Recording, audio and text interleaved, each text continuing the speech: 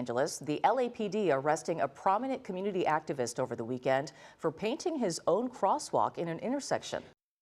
Too many people die for us to not act with urgency on this. That's the mindset Jonathan Hale had Sunday as he and a group of vigilante volunteers started painting crosswalks at the busy corner of Kelton and Wilkins in Westwood. They were about halfway through when LAPD put an end to their illegal painting and put Hale in cuffs, even as witnesses defended him. LAPD disagreed, and Hale now has a court date in January. Identifying corners where pedestrians have been hit or killed, they first ask the city to help, and when there's no action after a few months, they tell the city they're going to do it themselves. So you alerted the mayor's office that you're doing this?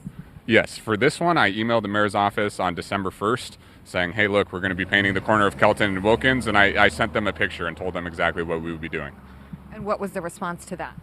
There was no response. I haven't received an email back since mid-October. So I saw an ad and it said that guns are the leading cause of death of kids in LA or in the United States. And I realized that's not true in LA. And LA cars are the leading cause of death for kids.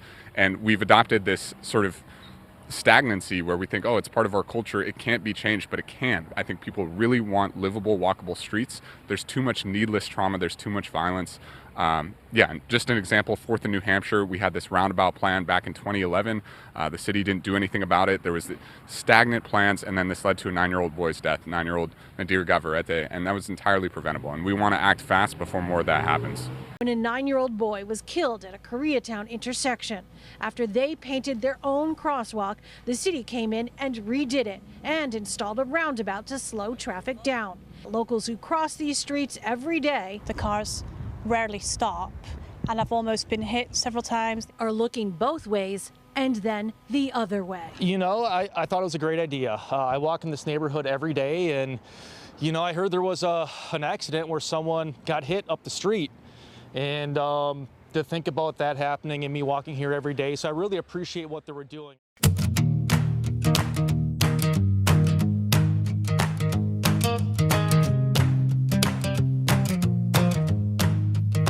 Back in 2011, they drew up safety designs for a roundabout and clear painted lines. But the plans gathered dust, the years rolled on by, and because they didn't act, a 9-year-old had to die. Young Nadir was his name, at a corner they ignored. That's why he picked up the roller to settle the score. Oh, not all superheroes fly up in the sky. Someone let the danger just pass them by. He didn't have a cape, just a bright yellow vest, putting the cities in action to the test. With a bucket of white and a roller in his hand, drawing a line in the asphalt sand. A little civil disobedience sparked the fight, painted safety in the broad daylight.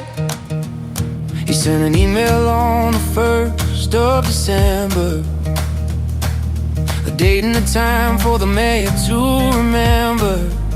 He said we'll be out on the corner, doing what you won't do.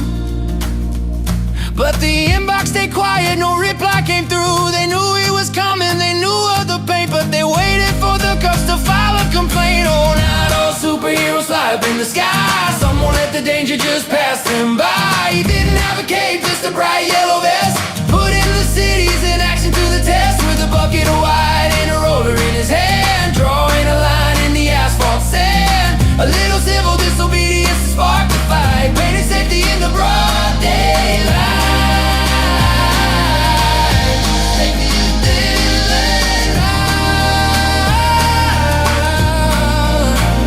They call it vandalism, they call it a crime, but he's saving lives one homemade line at a time. He knows it can work, 'cause he's seen it before, when his unpermitted stripes forced the official door. Back in the summer, the city was forced to end